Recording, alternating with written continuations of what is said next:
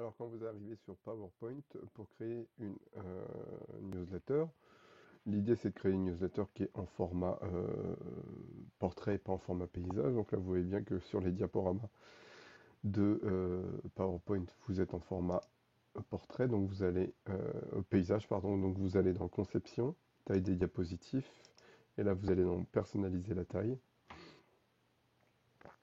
Parce que les tailles de diaporama sur PowerPoint ne sont pas de la taille normale d'une feuille A4. Donc vous cliquez sur portrait et non paysage et vous changez la largeur, vous mettez 21 et en hauteur vous mettez 29,7 pour avoir la taille d'une feuille normale. Là vous agrandissez si vous voulez, de toute façon on va enlever ces éléments là. Donc quand vous êtes sur PowerPoint, vous allez dans Insertion, et dans Insertion, vous voyez que vous pouvez ajouter des images, des formes et des zones texte. Donc, vous allez ajouter des zones texte pour donner un titre à votre newsletter. Vous allez insérer donc des images pour insérer typiquement le logo donc de votre newsletter. Vous voyez que vous pouvez modifier l'emplacement donc de tous ces éléments en cliquant dessus et en les bougeant. Vous allez me mettre les mentions légales, mais il faut les personnaliser, hein. Et puis tous les éléments qu'il doit y avoir dans la newsletter, vous pouvez les mettre en ajoutant du texte. Et bien évidemment, il va falloir me trouver 4 articles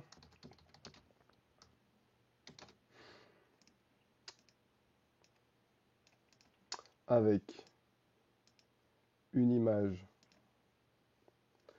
par article que vous allez venir rajouter. Alors il faut que ça soit personnalisé, donc il faut que ça soit des images que vous trouviez.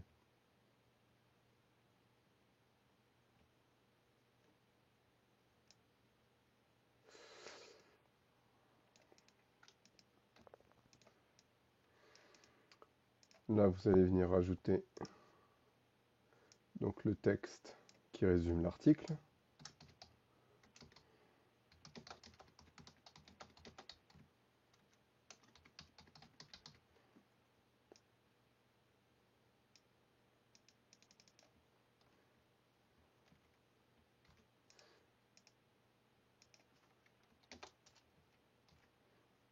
Et vous allez venir me rajouter un petit bouton.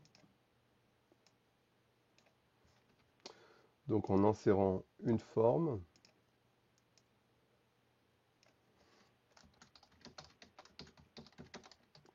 donc pour en savoir plus.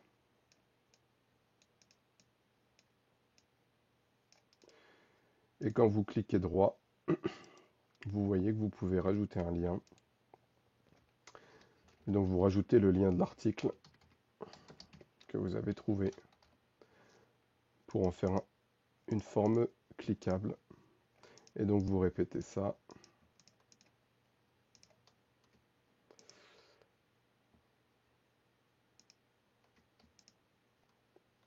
Pour les 4 articles que vous avez à me trouver.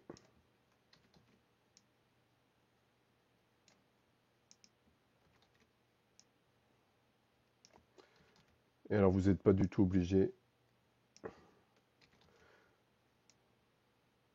de faire l'organisation que j'ai fait, hein. Vous pouvez bien évidemment mettre les photos ici, les titres ici, enfin comme vous voulez. Il y a plein de manières différentes de mettre en forme une newsletter. C'est à vous de choisir. Là, je vous ai montré juste les éléments texte, image et forme, plus les liens que vous devez faire, mais vous devez respecter bien évidemment les éléments qu'il y a dans le chapitre 9.1.